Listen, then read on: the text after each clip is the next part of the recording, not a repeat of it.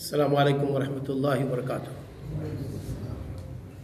ان الحمد للہ والصلاة والسلام علی رسول اللہ وآلہ وصحبہ ومن والاه۔ قال اللہ تعالی فمن يكفر بالطاغوت ويؤمن بالله فقد استمسك بالعروة الوثقى لا انفصام لها۔ کلمہ لا الہ الا اللہ کی ایک شرط ہے الکفر بما یعبد من دون اللہ، اللہ تعالیٰ کے علاوہ جتنی چیزوں کی پرستش ہو رہی ہے اس کا انکار کرنا، یہ کلمہ لا الہ الا اللہ کی ایک شرط ہے۔ اگر ہم نے کلمہ لا الہ الا اللہ اپنی زبان سے ادا کی اور اللہ تعالیٰ کے علاوہ اس روئے زمین پر جتنی چیزوں کی پوجا ہو رہی ہے ہم نے انکار نہیں کیا تو ہمارا یہ کلمہ ہم اور آپ کو فائدہ نہیں دے گا۔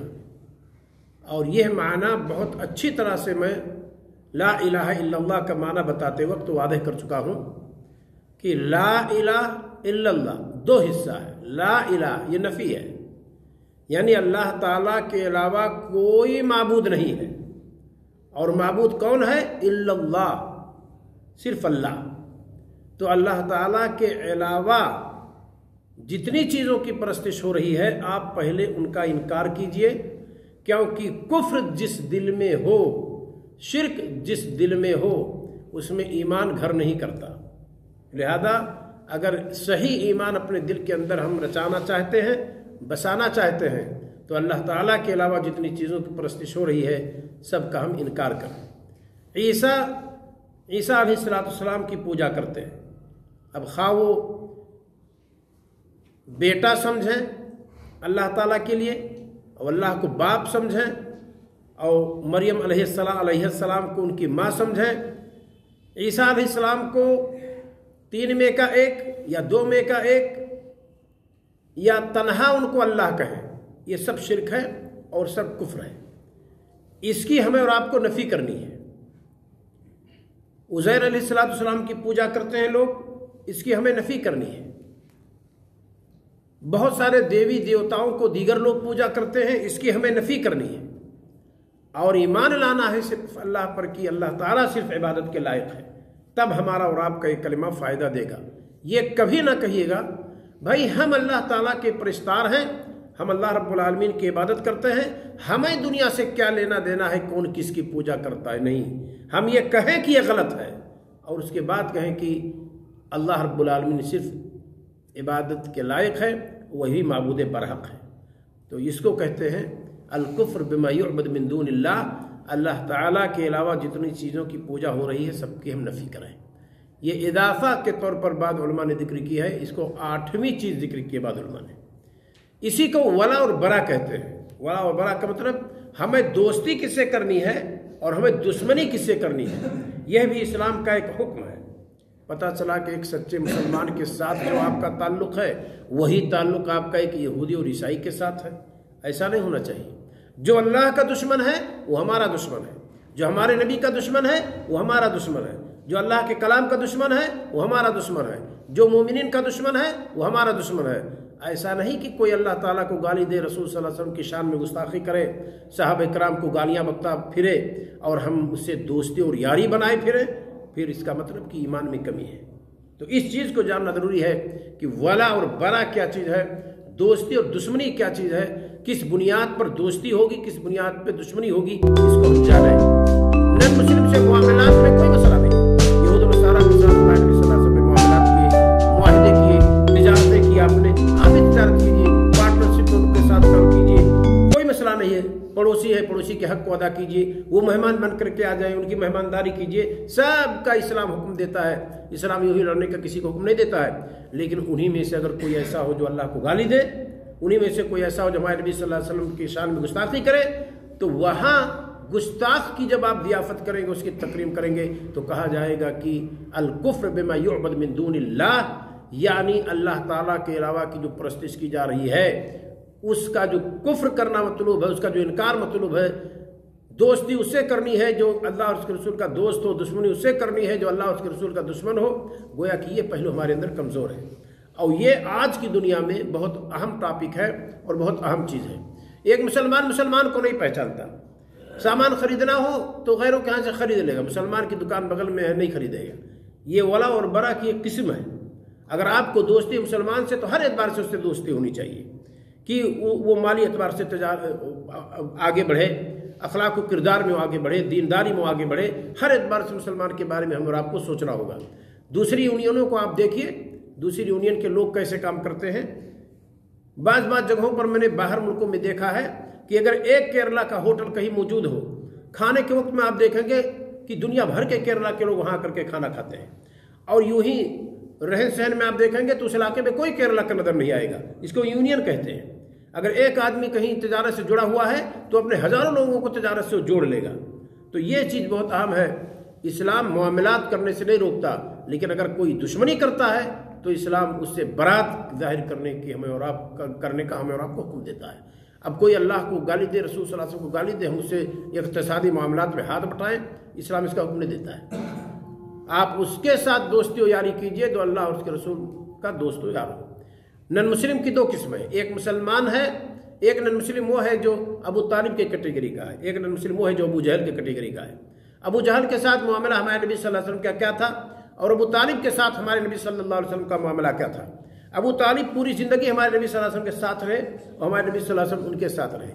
دین کے بارے میں کوئی سمجھوتا ہمارے نبی صلی اللہ علیہ وسلم نے نہیں کیا ان کے ساتھ۔ بعض روایات میں موجود ہے سیرت کے، جب کچھ کفار مکہ کے لوگ آئے اور کہا روکے اپنے بھتیجے کو، ہمارے بتوں کو گالی دیتا ہے، تو اس وقت جب دیکھا انہوں نے کہ پورے کفار آئے ہیں، پورے وادی بطحا کے لوگ آئے ہیں، تب پوچھا انہوں نے نبی کریم صلی اللہ علیہ وسلم سے، تب انہوں نے کہا کہ اگر ایک ہاتھ میں چاند دوسرے ہاتھ میں سورج رکھتے تبھی میں اپنے دین سے، سورج رکھتے ہمارے دوسرے ہاتھ میں تبھی میں اپنے دین سے باز نہیں آ سکتا۔ روایت ضعیف ہے، عام طور پر لوگ ذکر کرتے ہیں، لیکن یہ بات یہاں کہہ دینا چاہتے ہیں کہ نبی کریم صلی اللہ علیہ وسلم نے سمجھوتا اس پر نہیں کیا۔ یہاں تک بات آ گئی کہ چلو مان لیتے ہیں، آپ ایک دن ہمارے معبودوں کی پوجا کیجئے، ایک دن ہم آپ کے اللہ کی پوجا کر لیتے ہیں۔ کہا نہیں، لکم دینکم ولی دین، تمہارے لیے تمہارا دین ہے، ہمارے لیے ہمارا دین ہے۔ وہ دین مانا جائے گا، دین کہیں گے اس کو، جس کو دین سمجھتے دین کہا جائے گا، لیکن کیا وہ دین حق ہے؟ نہیں، وہ دین حق نہیں، وہ دین باطل ہے۔ ان الدین عند اللہ الاسلام، اللہ تعالیٰ کے نزدیک دین صرف اسلام کا نام ہے بس۔ سچا دین اگر کوئی اس پر مہر لگی ہوئی اللہ تعالیٰ کی طرف سے کہ یہ سچ ہے تو دین اسلام ہے۔ وَمَن يَبْتَغِ غَيْرَ الْإِسْلَامِ دِينًا فَلَن يُقْبَلَ مِنْهُ وَهُوَ فِي الْآخِرَةِ مِنَ الْخَاسِرِينَ، جس نے دین اسلام کو چھوڑ کر کوئی اور دین اپنایا اور اس پر چڑھ کر کے کوئی عمل کیا، فَلَن يُقْبَلَ مِنْهُ، تو ہرگز اس سے قبول نہیں کیا جائے گا، وَهُوَ فِي الْآخِرَةِ مِنَ الْخَاسِرِينَ، اور آخرت میں وہ نقصان اٹھانے والوں میں سے ہوگا۔ یہ قرآن کہتا ہے۔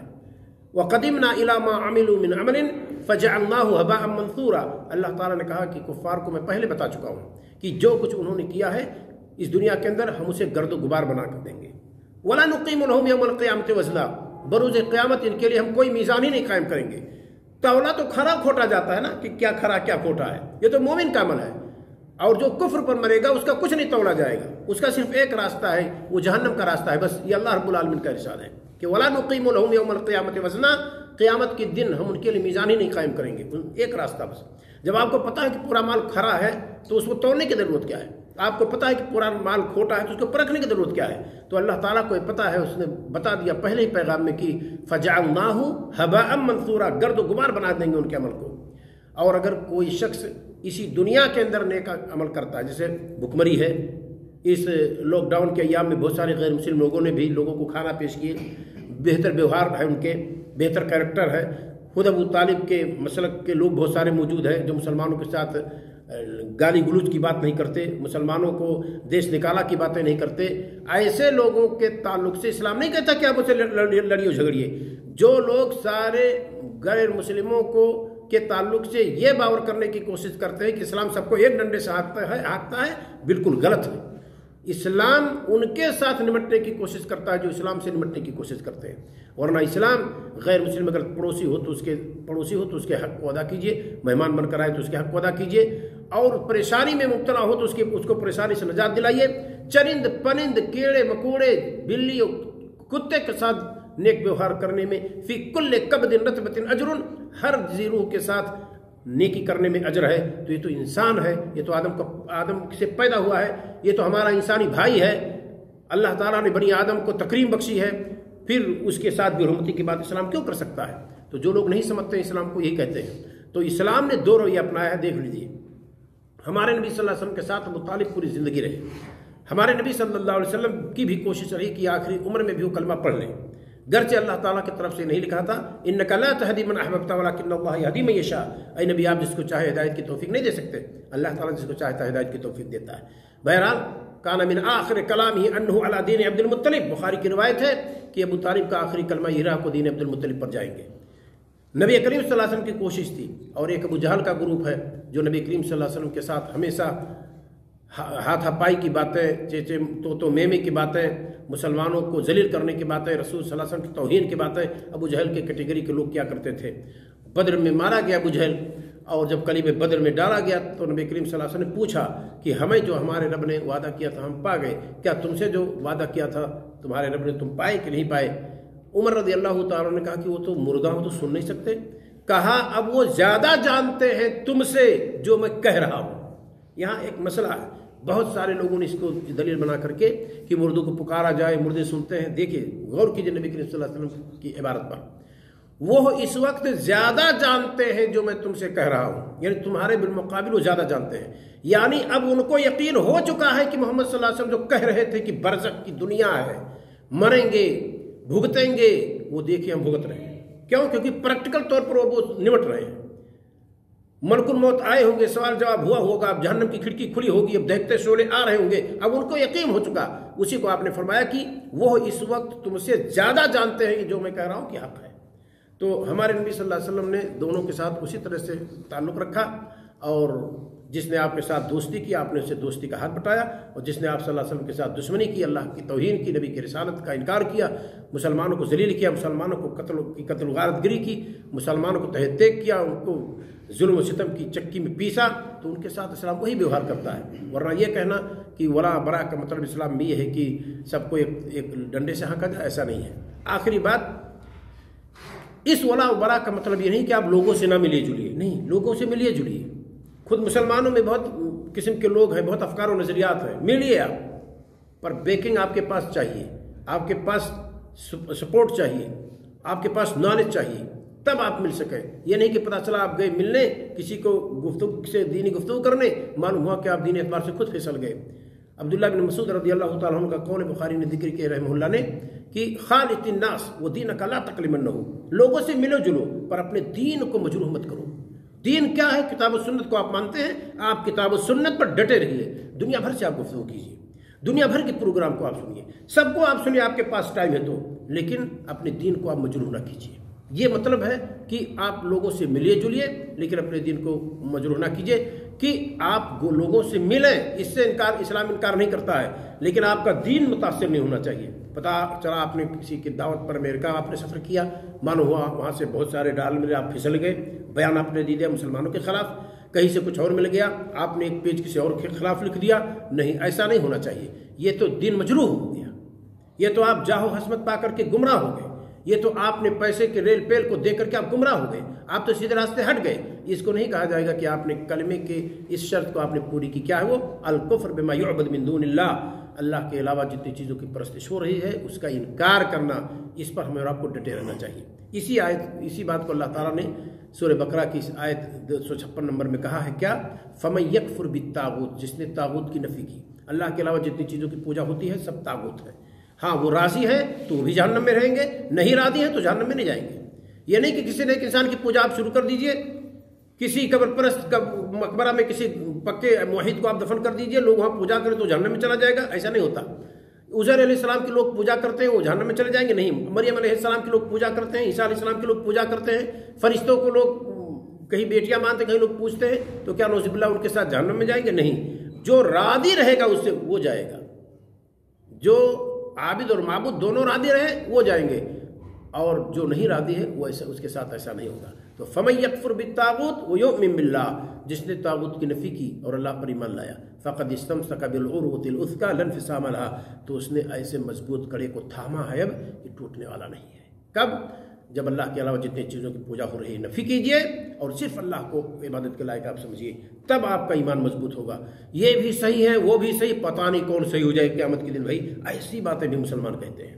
پھر یقین کہاں ہے، جس کا ذکر میں پہلے کر چکا ہوں کہ کلمہ لا الہ الا اللہ کی شرط میں سے ایک چیز ہے یقین، تو گویا کہ آپ کو تردد ہے، یقین کے اپوزٹ میں تردد ہے، شک ہے آپ کو گویا کہ، تو پھر تو کلمہ ویسے نہیں مکمل ہوا۔ تو یہ ضروری ہے کہ ہم اور آپ اس بات کو جانیں کہ اللہ کے علاوہ جتنی چیزوں کی پوجا ہوتی ہے سب غلط ہیں، اور صرف اللہ رب العالمین نے ایسا ہے کہ جس کی پوجا کی جا سکتی ہے، اس کی عبادت کی جا سکتی ہے، اور کسی کی نہیں۔ اللہ رب العالمین ہمیں اور آپ کو کلمہ لا الہ الا اللہ کے معنی کو اچھی طرح سے سمجھنے کی توفیق عطا فرمائے۔ السلام علیکم ورحمۃ اللہ وبرکاتہ۔